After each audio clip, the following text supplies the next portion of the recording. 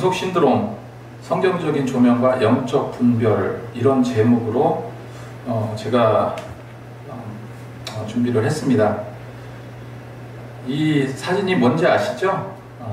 얼마 전에 정말 굉장히 큰 히트를 쳤던 파묘라는 영화의 한 장면인데, 우리가 이제 이거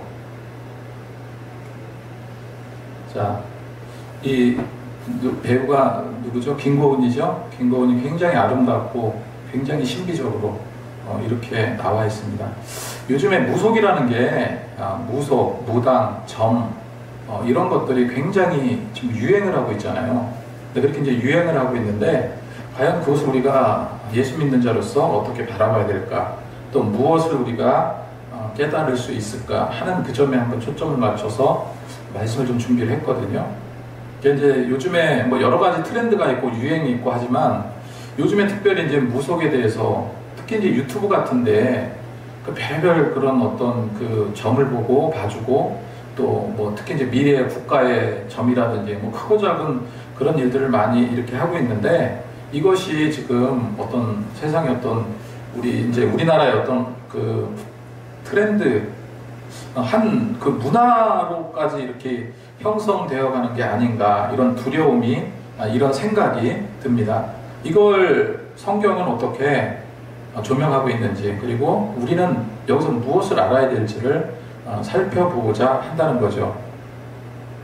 자, 그래서 제가 이제 살펴볼 것은, 지금 이제 유행처럼 번지고 있는 것이 이제 점술 문화예요. 이 점술, 점괘를 점괘죠, 점괘를 마치고 하는 그런 문화. 그 이제 유행처럼 번지고 있는 점술 문화의 이면적인 영적 실체에 대해서 좀 우리가 좀 살펴봤으면 좋겠습니다. 그 다음에 이 점을 치는 것과 무속에 대한 성경적인 불변의 어떤 경고에 대한 것을 살펴볼 거고요. 지난주에 오셨던 분들은 알겠지만, 지금 이 시대가 굉장히 혼란한 시대이면서 굉장히 통제적인 시대죠. 통제적인 시대. 이런 통제적인 시대에 인공지능 AI가 새로운 우상으로, 그리고 적그리스도의 어떤 그림자로 드러나고 있다라고 저는 생각을 합니다. 그래서 이제 이런 부분들을 우리가 한번 이제 살펴보고자 합니다.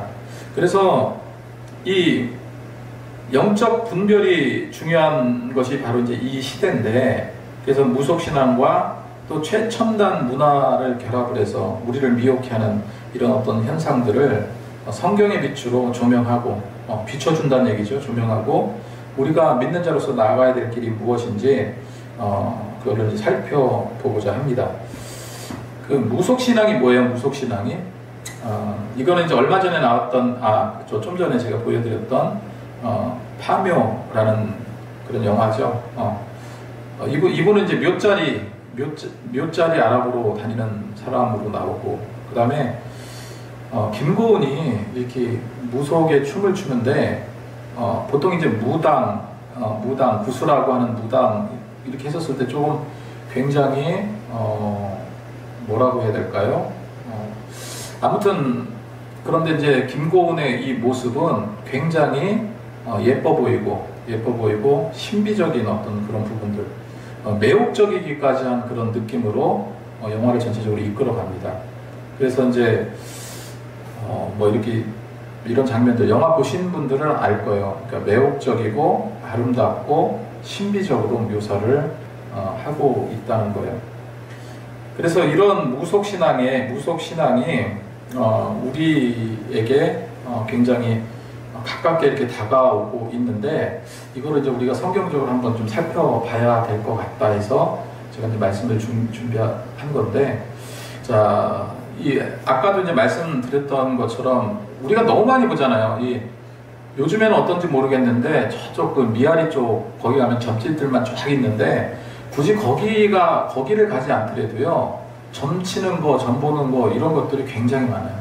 인간의 어떤 나약한 심성, 그 다음에 어떤 해결되지 않는 문제를 해결하고자 하는 그런 욕망, 이런 것과 잘 궁합이 되어서 거짓으로 막 점을 보기도 하고, 실제로 이제 신과 접신을 해서 이제 보기도 하고 그렇습니다.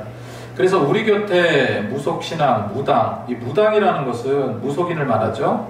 그래서 어쩌면 이제 초월적인 어떤 존재로, 그래서 그들이 이야기하는 신령이나 귀신, 또 조상의 영, 들과 이렇게 소통, 접신을 통해서 그렇게 인간 세상의 그 뜻을 이제 전달한다, 그렇게 이야기합니다. 이제 그래서 흔히 이제 영매를 하는 그런 사람을 무당이라고 합니다. 근데 이게 너무나 그 아름답게 묘사가 되어 가고 있다는 거죠. 아름답게. 왜냐면은 사실은 이게 굉장한 어떤 성경적으로 보면 이런 어떤 귀신이나 마귀 사단의 어떤 한 유형으로 우리가 성경은 이렇게 묘사가 되고 있는데, 이런 것들이 영화나 드라마나 뭐 이런 것들을 타고 굉장히 아름답게 묘사가 되고 있다는 게, 이게 이제 우리가 보여지는 그런 거하고 좀 많이 이제 다른 면이라는 거죠. 실제로 이렇게 매혹적이거나 김고은이 이렇게 산소 같은 데서 막 이제 춤을 추고 이렇게 부수라고 하는 그런 어떤 매혹적인 모습이 아니에요, 사실은. 근데 영화는 그렇게 만들어가고 있습니다. 그러면 우리가 이제 성경에서 무속과 무속 신앙을 어떻게 표현하고 어떻게 말을 하고 있는가? 일단 성경에서는 이 무속과 무속신앙, 성경에서도 이런 무속과 무속신앙들이 많이 있었죠. 그렇게 많이 있었는데, 거기서 말하는 것이 뭐냐면 이제 무당이 접촉하는 대상, 이거는 성경에서 분명히 나와요. 성경에서 뭐냐면 이 자비로운 신이 아니라는 거예요. 자비로운 그런 신이 아니고, 조상의 어떤 영에 의한 자비로운 신이 아니라, 성경에서는 뭐라고 이야기하냐면, 그러니까 접신하는 그 대상이, 그런 좋은, 성경에는 무슨 좋은 신, 나쁜 신이 없죠. 오직 우리 여호와 하나님만이 유일한 신인데, 근데 이 사람들이 생각하는 그런 신의 개념이, 여기서 말하는 신은 성경에서 뭐라고 이야기한다고요? 성경에서 말하는 신은요, 하나님을 대적하는 자로 나옵니다. 하나님을 대적하고 또 인간을 어떻게 하냐면 속여요. 하나님을 대적하고 인간을 속이는 악한 영들, 데몬이라고 하죠. 데모넌터스. 저 오늘 보니까, 뉴스를 보니까 빌보드 차트에서 1위를 했더라고요. 골든이라는 곡이 영국에서는 지난주에 영국에서 이제 싱글 차트로 1위를 벌써 했고, 미국의 그 대단한 빌보드 차트에서 1위를 했습니다. 오늘 1위를 했어요. 오늘.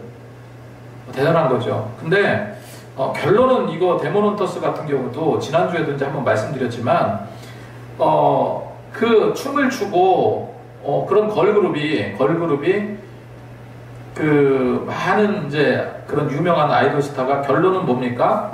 거슬러 올라갔더니 그 시조가 되는 사람이 무당이었다라는 거잖아요. 그런 설정이잖아요. 그런 설정이니까 우리가 이제 이런 것이 얼마나 그 뼛속 깊이 이런 것이 투영되고 있는가, 그거를 우리가 이제 좀 알아야 되겠죠.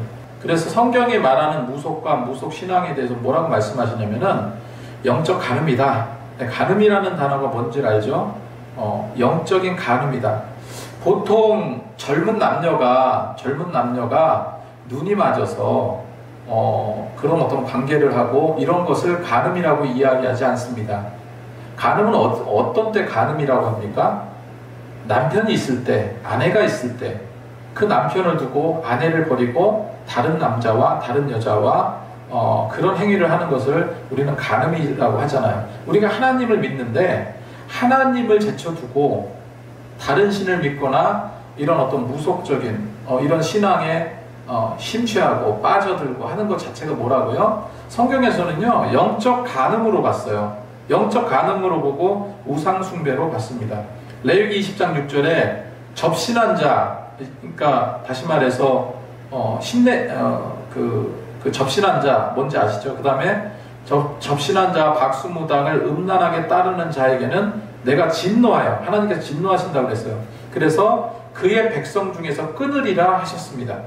성경이 말하는 부분이요. 근데 너무너무 우리 믿는 사람도요, 이런 무속에 대해서 너무 그런 부분을 어떤 그 문화적인 어떤 현상으로 이렇게 본다는 거예요. 얼마나 사단과 그 마귀의 세력들이 그걸 교묘하게 섞어놓은지 몰라요. 우리 이런 곳에 빠져버리면요, 우리 어떤 영적 기류가 망가져요. 이걸 조심하자는 겁니다. 자, 그리고 성경에서 또 뭐라고 이야기합니까? 산자가, 우리는 다 살아있는 자잖아요. 산자가 죽은 자에게 묻는 행위. 이게 하나님께서 정하신 생명과 죽음의 질서를 파괴한다. 그래서 어둠의 영역을 침범하는 것이다. 이렇게 성경은 말하고 있습니다. 이사야 8장 19절 말씀에 어떤 사람이 너에게 말하기를 지절거리며 속살거리는 신접한 자와 마술사에게 물으라 하거든 백성들이 하나님께 구할 것이 아니냐, 산자를 위하여 죽은 자에게 구하겠느냐 하라. 이렇게 성경은 기록을 하고 있습니다. 자, 그래서 유행처럼 이렇게 번지는 지금 점술 문화, 그 이면적인 어떤 영적인 어떤 실체를 우리가 확실하게 좀 알아야 되는데, 한 가지로 사도행전에 보면은 점치는 여종이 나오거든요. 점치는 여종. 이 점치는 여종에 대해서 이게 한번 이제 이 부분을 한번 좀 얘기를 좀 나눠보고 싶어요. 사도행전 16장 16절 18절 말씀을 보니까 점치는 귀신 들린 여종 하나를 만나니 점으로 주인에게 큰 이익을 주느니라. 그가 바울과 우리를 따라와 소리질러 이르되 이 사람들은 지극히 높은 하나님의 종으로서 구원의 길을 너에게 전하는 자라. 바울이 심히 괴로워하여 예수 그리스도의 이름으로 내가 내게 명하노니 그에게서 나오라 하니 귀신이 즉시 나오니라. 이렇게 기록을 하고 있습니다. 자, 이런 어떤 그 말씀이 나오고 있는데, 이게 이제 사건적인 배경이 이제 빌립보라는 지역이에요. 빌립보라는 지역에서 있었던 일인데, 이게 빌립보 지역이 로마의 중요한 식민 도시입니다. 그러니까 로마가 당시에 이제 많은 나라들을 정복해 나가서 위성 국가로 세우잖아요. 그 빌립보라는 곳이 그런 곳 중에 하나인데 굉장히 중요한 도시입니다. 근데 여기에는 굉장히 다양한 우상과 신들이 있었어요. 여기서 이제 이 점치는 귀신이라고 나오죠. 점치는 귀신. 이 점치는 귀신을 헬라어로 보면은 푸뉴마, 피토나 이런 건데, 이게 뭐냐면 파이썬의 영, 이렇게 영을 의미한다고 그래요. 이게 파이썬이라는 게 그 당시에 어떤 그리스인들이요, 아폴로 신전에서 이제 여사제가 파이썬이라는 뱀의 영을 통해서 신탁을 한다, 신의 통치를 한다, 이렇게 그렇게 믿고 있었습니다. 그러니까 뱀신이에요, 뱀신. 뱀신의 영을 통해서 신의 말을 전한다. 그래서 점치는 귀신이라는 게 뭐라고요? 바로 파이썬, 그 그리스의 뱀의 신의 영을 받아서 그런 귀신이더라고요. 누가는 이 용어를 사용해서 이 여종의 점술이 단순히 속임수가 아니라 이방인들이 섬기던 귀신의 능력, 사단의 어떤 실체적인 역사를 분명하게 이제 말하고 있는 거죠. 그래서 사단이, 점치는 여종이 바울을 따라다니면서 소리 지르면서 지극히 높은 하나님의 종이다, 이렇게 말하면서 접근하는 거예요. 그러니까 정말로 사단은 때로는 진실을 이야기하잖아요. 진실을 이야기하면서 접근합니다. 그런데 그 목적과 그런 것이 진리를 높이는 것이 아니라 이 거짓을 섞어서 이렇게 혼란시키고 결국 자기에게로 묶어두려는 그런 사단의 어떤 계략이죠. 바울의 심리 상태가 어땠습니까? 심히 괴로웠다고 성경은 말해요. 심히 괴로웠다. 너무너무 괴로웠어요.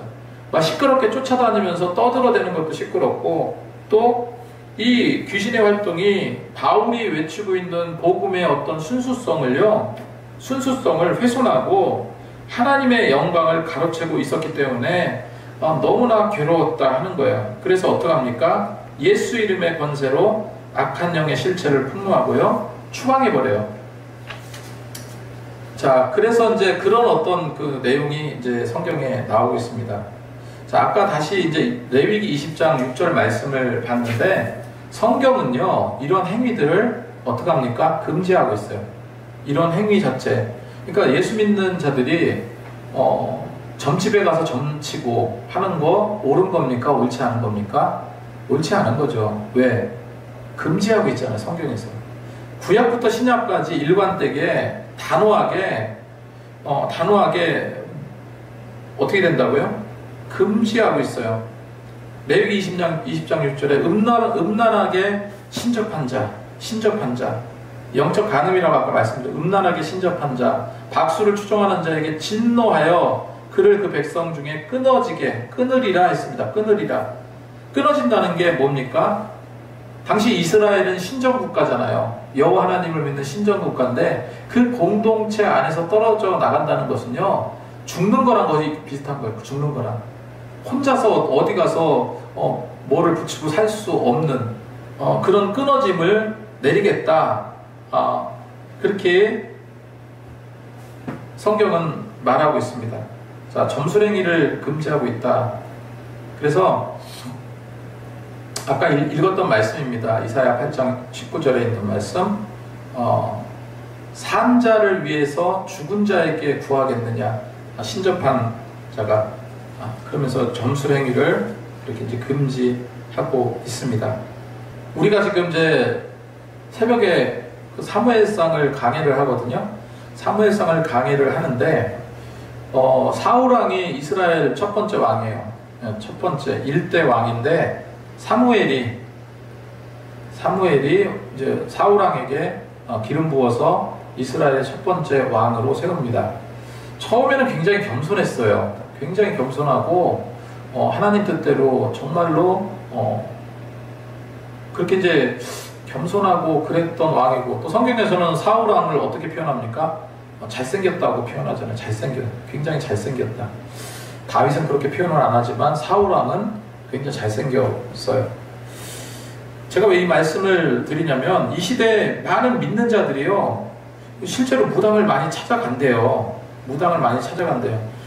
그렇게 해서는 안 된다는 것을 이제 말씀드리면서, 이 무당을 찾아간 사울왕, 어떻게 하나님께서 왕으로 기름 부어서 세운 그런 왕인데 무당을 찾아갈 수 있었을까? 근데 누구라도, 그래서는 안 되지만 누구라도 다급한 상황, 다급하고 어떤 인간적인 어떤 계산이나 이런 거로 도저히 해결이 안 될 때 무당을 가는 거예요. 무당을 그렇게 찾아가는 겁니다. 그래서 사울이 이제 무당을 찾아간 그런 내용이 나오는데, 그 엔돌의 신접한 여인을 찾아갔다. 이제 사무엘상 28장에 보면 신접한 여인을 찾아가서 몰래 이제 변장을, 왕이면 다 알고 드러나잖아요. 그러니까 몰래 분장을 하고 그 여인을 찾아갑니다. 그래서 거기서 이제 죽은 사무엘을 불러내고, 근데 나중에 다 들통이 나잖아요. 다 들통이 나가지고 이 파르르 떨고, 사실 사울왕이 어떤 왕이었어요? 이런 무당과 점술사들을 죽이고 이들을 그 정화시킨 그 왕이기도 합니다. 근데 본인이 그 무당을 찾아간 거예요. 하나님께서 진노하셨어요. 진노하셔가지고 어떻게 기름 부어 세운 왕이 그럴 수가 있는가? 그렇게 해서 결국은 그 길보아 전투인가요? 길보아 전투인가? 거기서 사울왕은요 처참하게 패배하면서 거기서 자살로 생을 마감합니다. 이게 사단이 주는, 악한 영이 주는 것이 이만큼 무서운 거예요. 그리고 악한 영이 또 어떤 걸 많이 줬어요? 사울왕에게 우울증을 주잖아요. 우울증, 의욕을 잃게 하고, 그죠? 여러분, 그래서 이런 데 찾아가는 사람이 있으면, 특별히 이제 우리 예수 믿는 사람이나 그렇지 않은 사람이라 할지라도 이런 부분을 우리가 이제 얘기를 좀 해줘야 되죠. 그리고 또 한 가지, 신약에서 이제 마술을 하던 시몬이 돈으로 성령의 능력을 사려다가 저주받은 그런 이야기가 있죠. 그런 이야기가 있는데, 베드로와 요한이 성령이 사마리아의 성령이 임했다라는 얘기를 듣고 그곳에서 이제 요즘으로 말하면은 그곳에 가서 부흥 집회 같은 것도 하고 막 성령의 역사가 막 일어나고 뭐 그런 상황이었던 거죠. 그런데 이 시몬이라는 사람이 있는데 그 사람이 어떤 사람이냐면 마술사예요. 마술사인데 그래서 그냥 마음은 그렇지 않은데 세례까지 다 받았어. 세례까지 다 받고 그 사도들을 쫓아다니면서 어떻게 하면 저 치유의 기적을 내가 배울 수 있나, 배운다고 생각했어요. 성령의 능력을 배운다고 생각을 했던 거예요. 그러다 안 되는데 이제 그러다가 이제 성령을 받는 그런 게 성령이 내리는 그런 거, 그 다음에 많은 사람들의 병이 고쳐지는 것을 보고 이게 도저히 안 되겠다, 이런 기술을 내가 좀 배워야 되겠다 해가지고 베드로와 요한에게 돌을 주고 그걸 살려고 하잖아요. 그거 나한테 팔아라. 그랬더니 베드로가 이렇게 말합니다. 사도행전 8장 20절에서 21절에 내가 하나님의 선물을 돈 주고 살 생각하였으니 내 은과 내가 함께 망할지어다. 하나님 앞에서 내 마음이 바르지 못하니 이 도에는 내가 관계도 없고 분깃도 될 것이 없으리라. 그러므로 너의 이 악함을 회개하고 주께 기도하라. 혹 마음에 품은 것은 사하여 주시리라. 회개하라고 그렇게 이야기를 합니다. 그래서 모든 하나님의 영역을 침범하려는 그 교만과 불신앙의 끝이 얼마나 비참한지를 보여주는 그런 명백한 증거들입니다. 그래서 제가 지금까지 이제 무당과 무속신앙과 이런 것이 성경에서 어떻게 말하고 있는지를 말씀을 드렸어요. 근데 지금 인공지능 AI가 지금 현재 어떤 기술을 돌아보면은요, 그러니까 가장 쉽게 말씀드리면 다 인공지능 AI에 미쳐 있어요. 거기서 돈이 나오고요, 실제로 그거를 통해 가지고 많이 돈을 버는 기업들이 생겨나거든요. 그러니까 투자도 거기다가만 하는 것이 인공지능 AI나 그와 관련된 사업 어마어마하게 국가에서도 어마어마하게 투자하고 있고요. 그래서 인공지능이라는 최첨단 기술과 이 지금까지 말씀드렸던 그 무속 문화, 무속 신앙, 거기에 휩쓸려가는 우리의 어떤 그런 거기에 이제 빠져 있는 그런 사람들의 그런 어떤 분위기하고, 사실은 이게 내용적으로나 이런 것으로는 정반대지만 실제로 우리를 꾀하고 영적 간음을 갖게 하고 이런 것에 똑같은 역할을 하는 게, 그러니까 그런 것과 똑같은 역할을 하는 게 인공지능 AI, 이 최첨단 기술의 문제라는 거죠. 그래서 고대 점술과 현대 AI는요, 수단은 다르지만 쉽게 말해서 영적 동기는 똑같다. 저는 그렇게 생각하는 거예요. 중요한 것이 뭡니까? 하나님 없이 스스로 신이 되어서 인간의 어떤 교만한 욕망을, 인간이 갖고 있는 어떤 교만한 욕망을 터치한다는 거예요. 건드린다는 거예요. 쉽게 말해서 이제 인본주의적인 유토피아를 꿈꾸고 있다는 거예요. 뭐를 꿈꾼다고요? 인본주의적 유토피아. 이게 문제라는 거예요. 이거는 예전에 바벨탑 사건 아시죠? 바벨탑 사건에 어떤 그런 그 욕망과 맞닿아 있어요. 창세기 11장. 실제로 이런 거는 성경이 아니라 할지라도 이 천재 개발자들, 예를 들어서 뭐 샘 알트만도 있을 거고, 그 테슬라의 누구의 일론 머스크도 있을 거고, 또 많은 이런 천재 개발자들에 의해서 앞으로 향후 이런 것이 개발되었을 때 어떻게 될까? 결국은 인간 통제입니다. 인간 통제. 이게 거의 공통적으로 하는 얘기예요. 거의 공통적으로.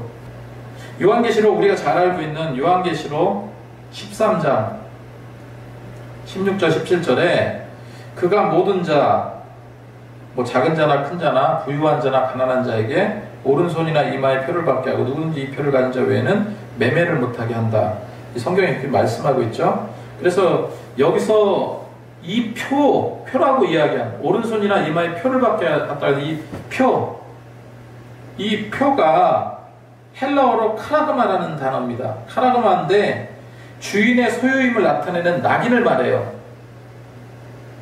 소유를, 그러니까 스티그마하고 같은 맥락이죠.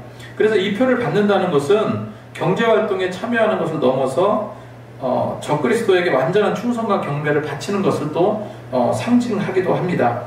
그래서 이 AI 기반이 전 지구적인 디지털 세계로 바꿔가고 있고, 또 이제 돈도 막 이제 디지털 화폐로 바꿔가잖아요. 그런 것을 현실화할 가장 강력한 기반이 되는 것이 AI다, 이렇게 저는 생각을 하는 겁니다. 그래서 아까 보여드렸던 이 빅브라더, 어찌 보면 전체주의적 감시 사회의 절대 권력자라고 볼 수 있다 하는 것을 제가 말씀드리고 싶습니다. 말세에, 지금 이제 말세 지말이라고 하는데, 이런 영적인 분별력을 갖기 위해서 우리는 어떻게 해야 될까? 성경적으로 영적인 분별력이 생기는 5가지 방법을 빠르게 좀 알아보고자 합니다. 영적 분별력이 생기는 5가지 방법. 첫 번째로요, 하나님의 말씀입니다. 하나님의 말씀이 기준이 돼야 돼요. 다른 어떤 것도 없습니다. 하나님의 말씀이 하나님의 말씀을 기준으로 삼아라. 그래서 히브리서 5장 14절 말씀에 단단한 음식은 장성한 자의 것이니 그들은 지각을 사용함으로 연단을 받아서 선악을 분별하는 자들이라. 결국 우리가 어떤 점이라든지 무속에 빠져 들어가는 그런 이유 중에 하나가 무엇이겠습니까? 그런 이유 중에 하나가 선악에 대한 분별력이 없기 때문에 그런 거예요. 선악에 대한 분별력. 여기서 단단한 음식이라는 걸 우리가 어떻게 받아들이면 되겠습니까? 이거는 하나님의 말씀이죠. 하나님의 말씀. 하나님의 단단한 음식. 그 말씀을 먹고 먹는 그런 장성한 자, 그들은 선악을 분별할 수 있다. 다시 말해서 하나님의 말씀이 모든 분별의 기준이 된다. 그래서 영적 분별이 생기는 5가지 방법. 첫 번째로 말씀을 기준으로 삼으라는 겁니다. 두 번째로 성령의 조명하심을 받으라. 성령의 조명하심을 받으라 하는 겁니다.